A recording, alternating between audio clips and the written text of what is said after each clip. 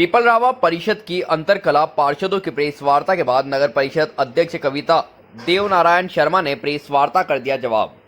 बता दें कि पीपलरावा नगर के 10 पार्षदों द्वारा शनिवार को प्रेस वार्ता कर नगर परिषद की अध्यक्ष कविता शर्मा पर 53 लाख रुपए की राशि पूर्व परिषद के बकायेदारों को देने तथा परिषद के कर्मचारी पार्षदों की समस्याएं नहीं सुनने से नाराज चल रहे हैं। इसी को लेकर नगर परिषद अध्यक्ष कविता देवनारायण शर्मा ने सोमवार को एक प्रेस कॉन्फ्रेंस जारी कर पार्षदों को दिया जवाब। नगर अध्यक्ष कविता शर्मा ने बताया कि नगर के 10 पार्षदों द्वारा 160 प्रस्ताव निरस्त किए गए हैं, जिसमें प्रधानमंत्री आवास, मंदिरों की बाउंड्री वॉल, सीमेंट कंक्रीट, तालाब सुंदरीकरण, पेयजल समस्या तथा नगर के विकास के कई अहम मुद्दे थे, जो मेरी परिषद के पार्षदों द्वारा निरस्त किए गए हैं।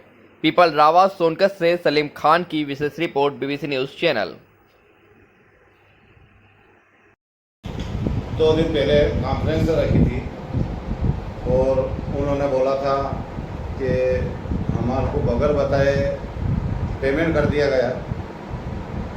10 पार्षद में प्रतिनिधि भी थे, पार्षद भी थे और शायद वो स्कूल में मास्टर भी है, उनमें से 2-3 रह चुके हैं और सभी पढ़े लिखे हैं। पहले उन्होंने प्रस्ताव किया, प्रस्ताव के बाद हमारे नगर में हम जैसे जीत के आए थे सबको लाइट बंद थी, पाइपलाइन लगाना थी। उन्होंने बोला कि यार अपने को सब कार्य करवाने हैं, तो जो पिछला भुगतान था उन फर्मों को हमने भुगतान किया और वापस उनसे हमने पाइपलाइन भी मंगवाई, हाई मार्क्स से भी लगवाया कुछ फर्मों से और विकास कार्य चालू किए और प्रस्ताव करके नोट शीट पे 15 ने ही साइन किए और 15 की सहमति से हमने पेमेंट किया। आपका कहने का मतलब ये है पूरी तरह से सहमति से दिए गए, प्रस्ताव भी हुआ उसका और उन्होंने नोट शीट पे साइन भी की और ये मात्र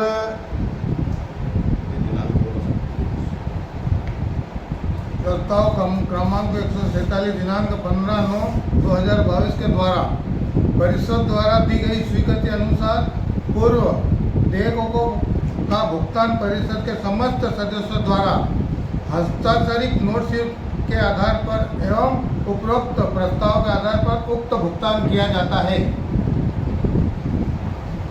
ऐसा आरोप है पार्षदों का कि जो है तो उनको झूठी जानकारी देकर के जो बिल क्लियर करवाया गया है लाखों रुपए का, वो जानकारी झूठी थी। जो वर्तमान का ना होते हुए उनको जो पिछली जो परिषद का उसका बिल क्लियर करवा दीजिए, उनके संज्ञान में तब कहीं ऐसी जानकारी यहाँ नगर परिषद में नहीं दी जाती। जो भी निर्णय होता है सभी की सहमति से, 15 पार्षदों की सहमति से ही यहाँ निर्णय होता है। अगर ऐसे चलता रहा तो फिर कैसा काम चलेगा? नगर सरकार चलेगी कैसे? इसको पार्षद विद्रोह कर रहे हैं, आप लोग जो है अलग जानकारी दे रहे हैं, कैसे काम चलेगा? हमारे पार्षद विद्रोह कर रहे हैं सिर्फ विकास के लिए और हमने जो पेमेंट किया है वो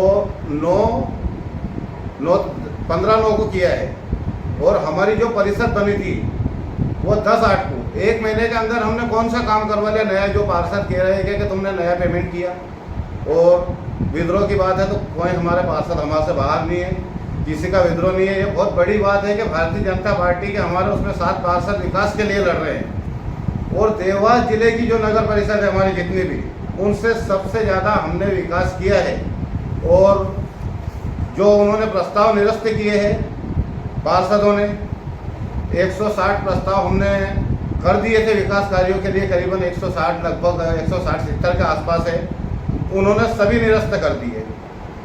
मुक्तिधाम पूर्व प्रस्ताव वार्ड क्रमांक 1 क्रमांक 10 दिनांक 16/9/2022 डीपीआर वगैरह सब बन के हमने मुक्तिधाम की सीएम साहब को दे दी है और ये हमारा कार्य प्रगति पर है। अब उन्होंने प्रस्ताव निरस्त करा अभी 2 दिन पहले, तो ये पैसा आ जाएगा तो हम फिर कैसे बना पाएंगे?